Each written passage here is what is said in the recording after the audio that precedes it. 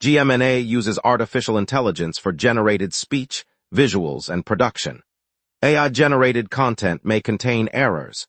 Please verify important information before making decisions or taking action.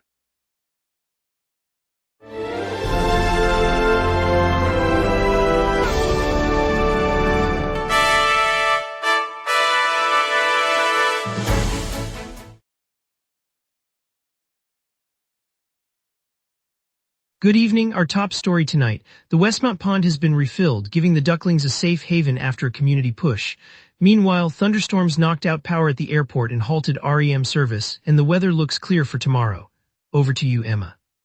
The Westmount Community Pond has been refilled, providing fresh water for a family of ducklings after residents organized a successful cleanup and water delivery effort.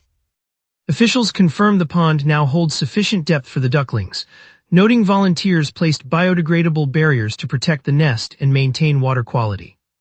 The rescued family consists of 6 ducklings and their mother, observed exploring the refreshed pond early yesterday, with neighbors planning a weekly monitoring schedule. Lots to get to this evening, so let's begin our news hour together and explore what's happening across Montreal tonight. Tonight, we examine how the new transit plan will reshape commuters' daily lives across Montreal, from the downtown core to the island's outer boroughs.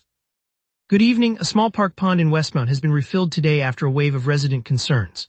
Earlier this week, the municipal pond was drained in line with Montreal's island-wide water conservation directives, leaving a handful of ducklings without a place to swim. Westmount residents alerted city officials, urging a quick solution. The city of Westmount, in coordination with the city of Montreal, acted on those calls and restored water to the basin this morning. City staff also inspected the pond's lining to ensure the water will stay level through the summer months. Officials said the refill will give the ducklings a safe habitat while the broader water-saving program remains in place. Neighbors gathered to watch the water return, noting how a community's voice can shape local decisions. The restored pond now offers a tranquil spot for wildlife and residents alike. Heavy rain and thunderstorms rolled across the island this morning, knocking out electricity at Montreal Trudeau Airport and prompting an immediate shutdown of a portion of the Réseau H Express Métropolitain. Airport officials confirmed a single power outage that halted all flights for several hours while crews worked to restore service. REM operators suspended trains on the affected stretch. The suspended segment runs between the airport terminal and the St. Lawrence station, a key link for travelers, leaving commuters stranded and diverting riders to buses and alternative routes. Engineers say the severe weather caused a short circuit in the network's power supply, forcing the precautionary pause. Officials estimate service could resume by late afternoon, though no exact timeline was given. The incident underscores the vulnerability of the city's rapid transit infrastructure to extreme weather, as residents await full restoration of both air travel and rail connections. Officials from the local zoo confirmed today that the kangaroo spotted wandering the South Shore has been safely captured and is in good health. The animal, which vanished from its enclosure last week, was seen on video hopping across a field near the river before authorities located it early this morning. Zoo staff said the marsupial appeared calm and responsive during the capture, and veterinary checks show no injuries. They plan to return the kangaroo to its habitat later this week, once it has fully recovered from the brief adventure. Neighbors who filmed the creature praised its playful leaps, and the footage quickly spread on social media, sparking curiosity across the region. The successful recovery underscores the coordination between animal experts and local responders. The facility emphasized that the marsupial will be placed in a quiet enclosure for careful monitoring as it readjusts. Today, the Montreal Victory announced that star forward Abby Roque has signed a new contract, keeping her in the squad for the upcoming season. The deal marks the latest addition to a roster that now includes 9 players under contract as the club prepares for its first full campaign in the Professional Women's Hockey League. Victory officials said Roque's commitment reflects the team's growing stability and ambition after capturing the Walter Cup last year.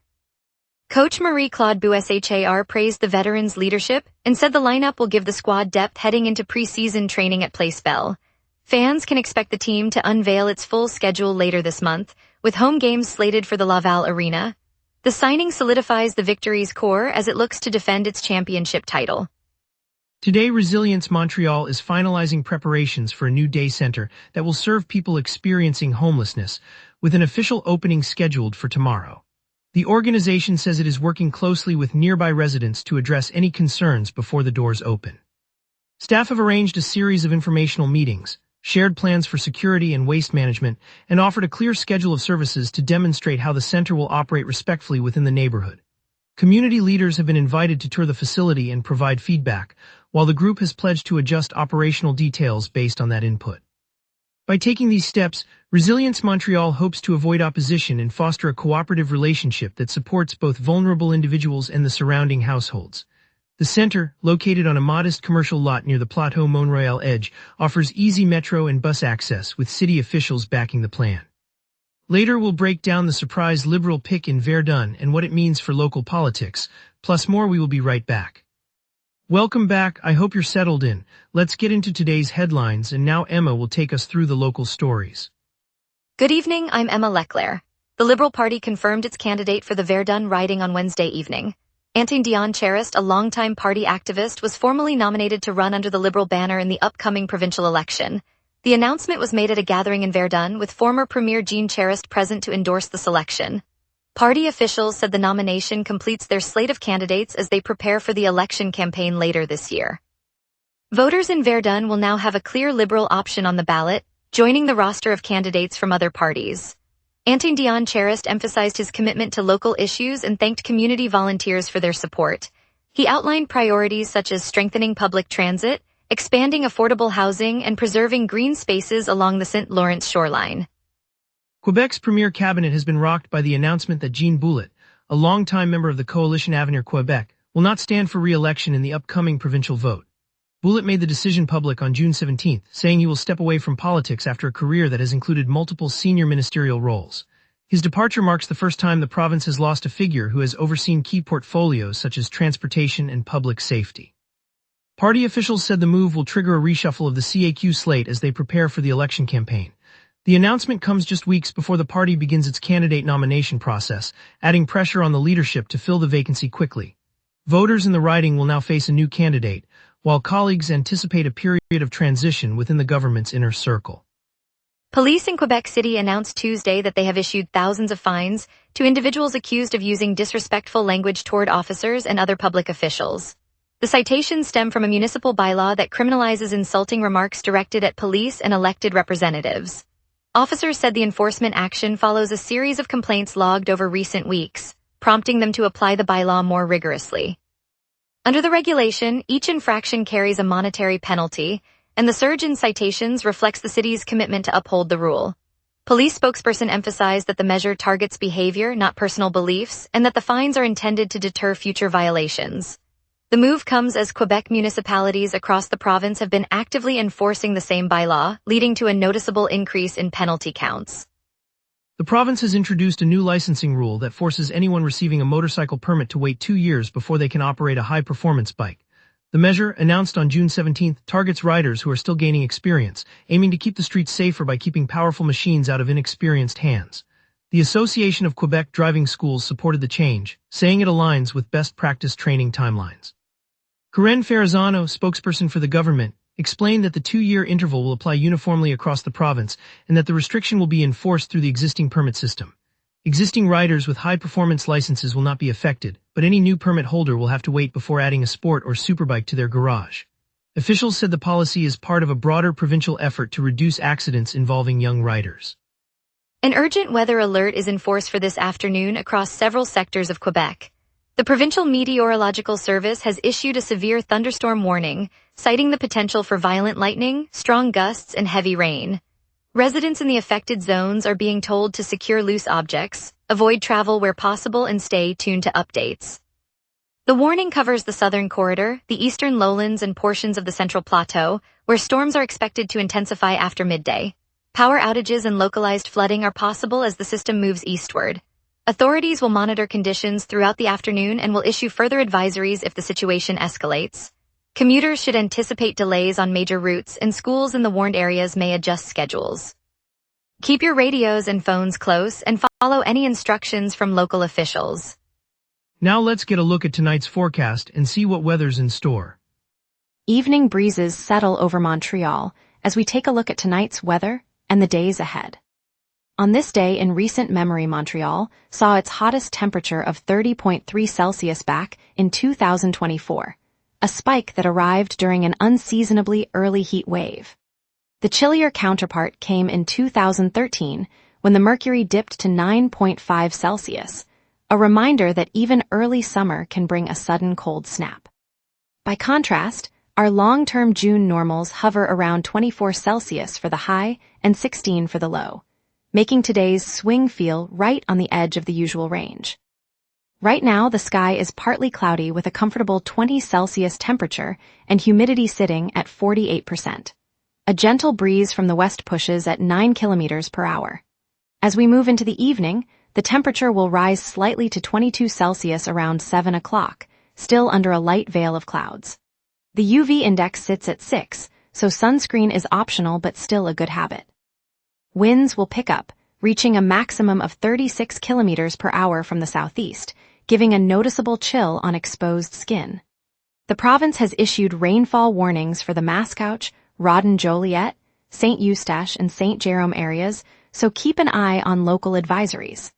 Tonight's low will settle around 15 Celsius before the night deepens. Looking ahead, Thursday brings a cooler high of 23 Celsius and a low of 15, but clouds will thicken and rain will dominate the day with a full 100% chance. Friday eases just a touch with a high of 22 and the same low, and we'll see light rain covering about half of the day. Saturday holds steady at a high of 20 and a low of 15, though overcast skies keep the chance of showers near 45%. Sunday remains overcast with a gentle high of 21 and a low of 15, and the rain probability drops to 30%. Finally, Monday rounds out the stretch with a high of 22, a low of 16, and another overcast day with rain chances returning to 45%. Expect the temperatures to stay modest while the clouds linger, so keep that umbrella handy. Up next, we'll check today's traffic flow, preview tonight's lineup, and hear about BrainBox AI's new lab. We will be right back. All major arteries are moving freely this afternoon. The Autoroute 6, Boulevard Saint Laurent and Rue Saint-Denis are clear, with travel times matching normal conditions. No accidents or construction are reported on the Des Sources Expressway or the Queen Mary Bridge. That means you can stick to your usual routes without delay.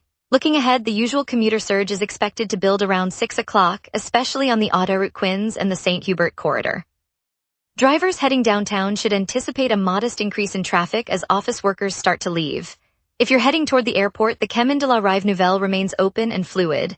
For cyclists, the Lachine Canal path is still unobstructed. In transit, the metro and bus networks are operating on schedule with the Green Line running at its regular frequency. So for now, enjoy the smooth ride and plan for a typical evening rush later. Looks like today's cultural calendar is quiet, but stay tuned for tomorrow's lineup. And now here's Jason with sports. A big night for the Habs as hardware heads to Montreal. Two Montreal Canadiens took home NHL awards on June 5th. Captain Nick Suzuki claimed the Frank J. Selk Trophy, recognized as the league's top defensive forward. Cole Caulfield earned the Lady Byng Trophy for sportsmanship and gentlemanly play, a strong statement for a franchise building toward contention. The Canadiens' playoff run is over. Carolina eliminated Montreal in the Eastern Conference Final, with Logan Stankoven scoring one of 3 Hurricanes' first-period goals in Game 5. The Hurricanes advanced to the Stanley Cup Final. CBC Sports reports Montreal's promising postseason ends at the conference stage. An emotional goodbye in Montreal. Brendan Gallagher, described by CBC Sports NHL as the longest-serving Canadian, announced he is moving on from the only NHL franchise he has ever known. Gallagher said it is time to, quote, find a new home, closing the chapter on a lengthy career in blue, Blanquette Rouge. BrainBox AI, nestled in the vibrant Milan district, today opened its new laboratory and showroom. The state-of-the-art space brings together a team of researchers, designers, and startup founders under one roof, turning ideas into working prototypes in real time. With cutting-edge GPU clusters and an open-plan demo floor, the lab will accelerate AI research while inviting the community to see how machine learning reshapes daily life. City officials say the center reinforces Montreal's reputation as a growing AI hub, and local entrepreneurs already plan collaborations that could spark new jobs and training opportunities. For Montreal, BrainBox AI isn't just a tech firm, it's a catalyst that keeps our city at the forefront of innovation. And later, we'll share the heartwarming tale of Westmont's pond being refilled for its ducklings, thanks to a caring community. At the St. Louis rink on St. Laurent Boulevard, the Victoire Championship banner still ripples in the evening light, a reminder of the Walter Cup triumph that lifted the city's spirits last month.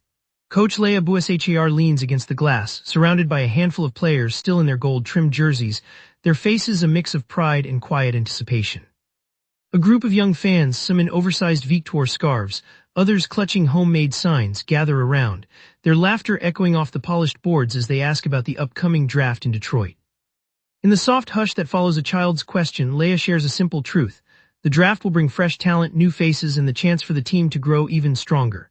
She points to a faded photograph on the wall, a snapshot of the squad from 3 seasons ago, and says, "Every generation adds its own heartbeat to the rhythm of Montreal hockey." The room nods, feeling the promise of tomorrow as the scent of fresh poutine wafts from the concession stand. The Victoire may be turning a page, but the love for the game and the community that fuels it remains steadfast. On a breezy Saturday afternoon in the Milan neighborhood, the tiny boutique studio on St. Laurent buzzed with the soft hum of acoustic guitars as Montreal-born singer-songwriter Silke Weil stepped onto the worn wooden floor. She cradled a vintage microphone, her eyes bright behind a fringe of curls, and pressed play on her new single, Forever. The track unfurled like a sunlit stroll along the Latching Canal, gentle percussion, warm synths, and a chorus that feels like friends laughing on a park bench. Passers-by on the street paused, earbuds in, and soon a small crowd gathered outside the studio, swaying to the relaxed, feel-good vibe that previewed her upcoming EP. One listener, a teenage violinist, lifted her instrument and joined in, her notes weaving through Silke's melody as if the city itself were humming along. The moment captured the spirit of Montreal, a community that turns a simple song into a shared heartbeat. It's a reminder that when a new tune drops, it can lift a whole neighborhood, and that feeling lingers long after the final chord fades. Thank you, Montreal, for joining us on the local sunset. Today's bright spot was the rescued kangaroo on the South Shore, now reported healthy. We appreciate your community spirit and look forward to bringing you more stories tomorrow. Stay safe, stay curious, and see you back tomorrow night.